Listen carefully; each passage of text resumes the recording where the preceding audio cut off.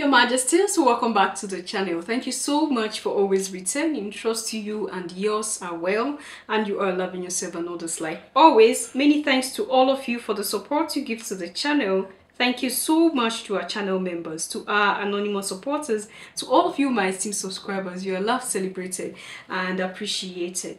So they made us believe that we were serving many gods. Alright? They made us believe that what they brought to us is what is called the good news. So what we have known, what our ancestors have been practicing, what they have believed in all the while is not good enough to be called good news. But the one they are bringing is the one they call good news. Alright, Your Majesties. This is how we were captured, because they told us that the ones we have is not good enough.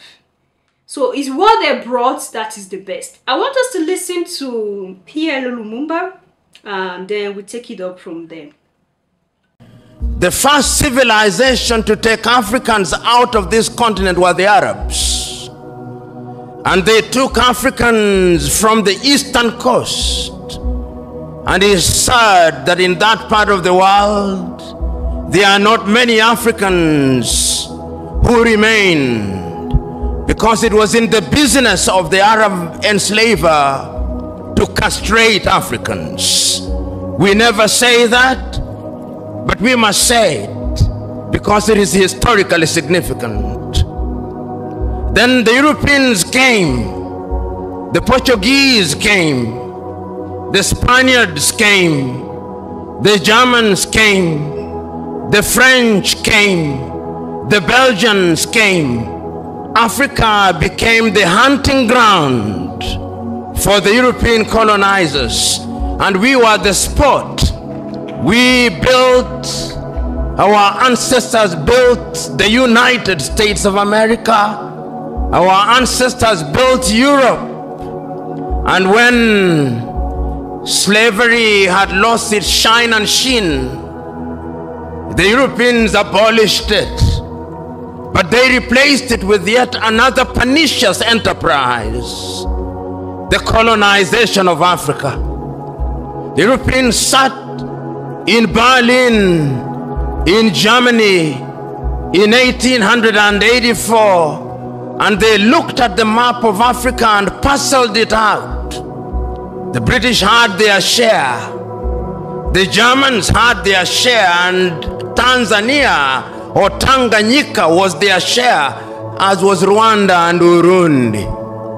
The Spaniards were Johnny-come-latelys in the arena, and they got little Equatorial Guinea and Southwest Africa. The French were here, the Portuguese were here, and we were colonized. This time round, they did not take us away. They came here, and they controlled us, and they told us, not in so many words, that we were children of a lesser God. And we were treated as if we were children of a lesser God. In fact, they told us that on the day of creation, we were merely hewers of wood and drawers of water. And if anybody were to doubt it, in 1948, it was more blatant when Hendrik Verwoerd instituted the apartheid regime in South Africa. But yet there is a sense in which the God that we worship never sleeps. The colonial enterprise ran its course, and the European tribes, the Europeans never called themselves tribes, they called them nations, were engaged in a war. First in 1918, the European tribes fought, and they had something called the League of Nations, which died. Then they fought again in 1945. And what is unique about the European nations is that when they are engaged in tribal wars, they call them world wars. So there was another war between 1945, 1939 and 1945. And after that, a new kid on the block, the United States of America, took the lead in saying that colonialism was something that was undesirable. But at that time, Africans were never quiet. Those who had been taken out had already started agitating. Many of us here will remember Marcus Garvey, of whom Bob Marley says, Garvey was a buffalo soldier in the heart of America. Oh, Her Majesties, we heard that touching speech from Pierre Lumumba. You know, we've been talking about the Berlin Conference. I think I had a video, I did a video about that. Those of you who've been here for some time, you know, we've talked about the 1885 Berlin Conference, how they sat down and divided Africa like bread amongst themselves, took parts that they want to take, and they became lords and masters again. So it was like from one form of slavery to another. So it's like, no, we're not going to sell people anymore. We're not going to buy people anymore. We're not going to steal people from the continent of Africa anymore. We abolish slave trade. Anybody that's caught with slave this time, these are the penalties. Any home, any household, any company that is still holding on to slaves, these are the penalties. So they make it look so sweet that they are doing something good now. And the funniest thing was that I think I read that their discussion at that conference. I read it while I was doing that video. They started with "in the name of God Almighty." In the name of God Almighty. These are people who are coming to steal in another form from other people. These are people who they call it the African Conference. But there was no African present where they divided us. They divided us and shared us among themselves. This is exactly what they did. And they did it in the name of God Almighty.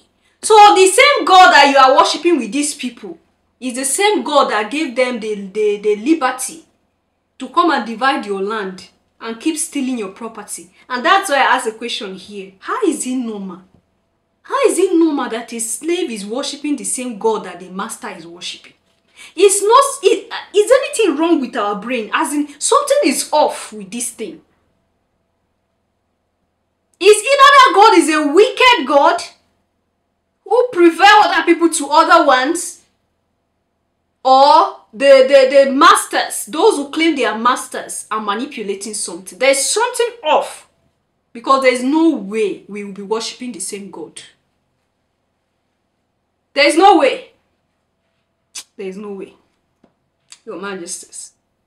They divided us among themselves in the name of God Almighty. They came and plundered us in the name of God Almighty. It's not just me saying, it's not Abigail's words too. These were the words on that letter. They started with "in the name of God Almighty." And we are still here, deciding that we have to be fighting each other. When the enemy is there, we don't look at the enemy. We don't look at solution, look for solution to pull ourselves out of the hold of all these things that we find ourselves in. We're always looking for how to bring our brother down. We're always looking for how to bring our sister down. How do we progress? How do we progress? They made us believe that we serve a lesser God. We serve a mini God. They even gave us a song. Their God have eye, but they cannot see. They have hand, but they cannot use their hand. This is it. This same image that they call the gods, they call them idols. Where are they today? They came here, they packed all those sculptures. They packed them. Where are those sculptors today? What they call God that does not have eye and hand is in their museums. They are making money out of it. Return an artifact, they are refusing to return it. But they teach you the song that you be singing. They have eyes but cannot see. They have leg. Our God is not like that. Our God have eye, he have leg, he have hand. Your God that have eye can see everything, have leg, can go anywhere. He's not going on his own. He's using you to go to the journey for him. Because we have decided to allow ourselves to be used Even up until this time when people are waking up by force, like people are struggling to wake up by force. People are pulling out the veil on their faces by force. So people are happily sleeping and dreaming and snoring inside whatever it is that they are in. Pierre Lumumba said everything. It's quite unfortunate that we find ourselves in the situation we are. Through deception. They conquered and ruled through deception. Through force. We spoke about the Inquisition here.